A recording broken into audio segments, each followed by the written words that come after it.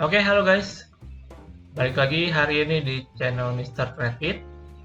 Dan kembali kita akan update untuk market seperti biasa ya di ISG Daily. Untuk hari Jumat tanggal 1 September 2023. Dan di akhir bulan ini kita akan review sedikit untuk market teman-teman. Yang dimana terlihat cukup ngeprank ya untuk ISG kita setelah kemarin terlihat cukup confident dan optimis berhasil menguji ke level 7000, namun hari ini kembali mengalami koreksi sehingga secara penutupan harus terpaksa berada di level 6953 teman-teman. Jadi kembali lagi ke bawah dengan pelemahan 0,19%. Nah, kita akan coba lihat untuk banking. Bank BCA terlihat mengalami koreksi di 9175. Kemudian Bank Mandiri ini menguat di 6025. Kemudian Bank BNI terkoreksi di 9175. Sedangkan untuk Bank BRI ini menguat di 5550. Dan juga hari ini di akhir bulan teman-teman, biasanya ya banyak para manajer investasi yang melakukan rebalancing untuk porto mereka sehingga hari terlihat banyak yang mengalami rebalancing teman dari emiten-emiten, dan salah satunya adalah Gotoh nih, yang dimana Gotoh ini tadi sewaktu closingan kalau kalian perhatikan ada yang membeli ya Gotoh ini sebanyak 40 juta lot teman-teman di harga Rp96, sehingga Gotoh hari ini kembali menguat 5%-an dengan penutupan di harga 96. Oke. Kemudian untuk sektoral hari ini terlihat mayoritas sebenarnya ditutup merah teman secara sektoralnya, dengan pelemahan dari sektor kesehatan di sini, kemudian sektor infrastruktur serta sektor cyclical yang melemah cukup lumayan dalam. Sedangkan yang cukup menguat secara sektoralnya dari sektor perbankan dan juga sektor teknologi. Lalu untuk rupiah, so far masih sama ya, kurang lebih di 15.200-an teman-teman. Nah, hari ini kita akan langsung cek secara teknikal, yang dimana secara teknikal hari ini setelah kemarin ya kita bahas, walaupun sempat menguji ke level 7000, namun secara closingan ini kurang bagus dan terlihat dengan follow up hari ini, yang dimana tadi sewaktu opening langsung terjadi koreksi teman di market kita. Namun di sini terlihat ada cukup tarikan ya sewaktu closingan, yang tadi saya bilang banyak yang melakukan rebalancing sehingga secara candle ini cukup tertarik ke atas teman. Bisa dibilang ya ini masih 50-50 teman, jadi pertengahan nih, masih sifatnya ISG kita masih berada di persimpangan jalan ya. Kalau saya pribadi bilangnya ini masih antara beneran mau breakout ke atas atau akan di follow up kembali lanjut koreksi teman nih. Ini yang kita masih perlu pantau menurut saya untuk besok, terutama nih di awal bulan ya, di awal bulan September, dan sekalian juga di akhir minggu ini. Jadi tetap perlu dipantau karena saya rasa ini potensinya masih 50-50 ya, masih bisa untuk ke atas, namun bisa juga dia kembali ke bawah teman dan mengalami koreksi dalam ISG kita. Oke, namun secara pendek terlihat di sini ISG kita berhasil bertahan di atas support. So far itu di support di 6.925 nih yang berfungsi sebagai support sementara untuk ISG kita. Jadi kalau misalkan besok ya ISG kita mampu berhasil bertahan di atas support ini, harusnya ada potensi bisa kembali menguat lagi. Tapi kalau misalkan dijebol, maka nextnya bisa kembali melemah, bahkan menutup gap ya yang masih belum ditutup teman-teman nih di sini. di kurang lebih 6.900 ya untuk gap yang belum ditutup oleh IHSG kita. Oke. Untuk IHSG secara monthly, secara bulanan, dan secara weekly mungkin akan saya bahas khusus di video besok, teman-teman. Jadi silahkan dipantau ya untuk bagaimana outlook dan prospek dari potensi pergerakan IHSG kita. Kemudian lanjut kita masuk hari ini dalam pembahasan emiten yang kita akan bahas, yaitu dari emiten BBHI atau Alobank Indonesia, yang dimana di sini komisarisnya kembali melakukan pembelian ya untuk saham Alobank ini. Nah, kita akan coba lihat beritanya sekilas, yang dimana komisaris PT Alobank Indonesia Ali Gunawan memborong total sebanyak 345.400 lembar saham perusahaan yang ia lakukan secara bertahap dalam 3 kali transaksi, teman-teman. Transaksi tersebut dilakukan pada tanggal 21, 22, dan 24 Agustus, yang dimana totalnya sebanyak 345.400 lembar saham.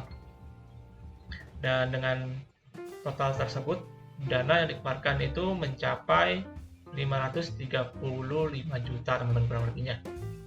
Dengan tujuan untuk investasi tentunya, dengan status kepemilikan langsung. Oke. Jadi di mana di sini untuk komisaris dari Alobank Indonesia ini kembali melakukan pembelian saham ya, yang dibeli kurang lebih di harga 1.560-an, teman-teman, untuk harga pembelian dari komisaris ini ya. Kemudian kita akan langsung cek secara teknikalnya untuk BBHI di sini. Nah, kita mungkin akan cek dulu secara panjang ya untuk bagaimana progresnya. Nah, BBHI di sini sama seperti BABP ya. Ini sempat menguat signifikan dulu waktu hype lagi bank digital.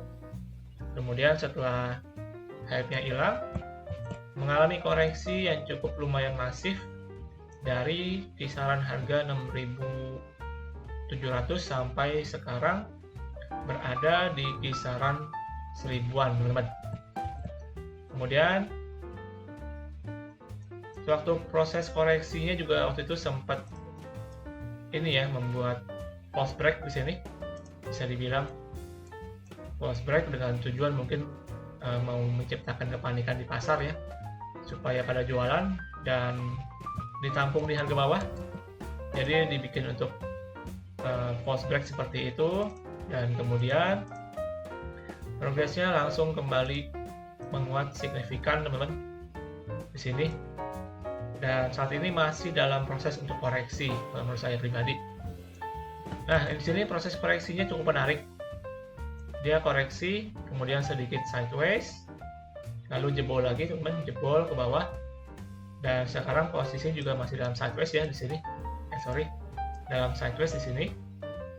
Walaupun hari ini ada penguatan yang cukup signifikan dengan volume yang cukup besar, kalau saya bilang ini menguji ya ke level resistennya itu di 1680-an.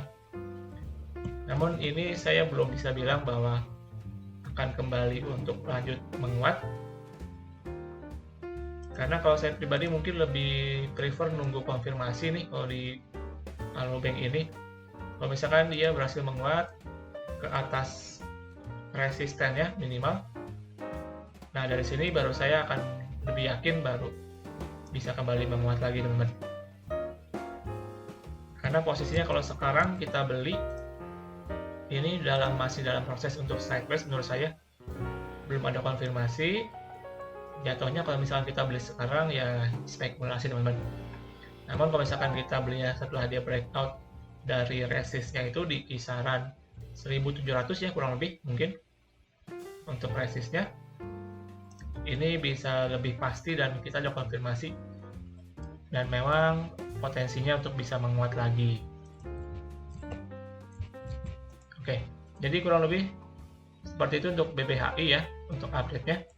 Kalau saya pribadi lebih prefer mungkin akan menunggu bank ini untuk breakout ke atas 1700, baru saya akan lebih mencari setup ya, mencari trading plan untuk bisa lakukan transaksi.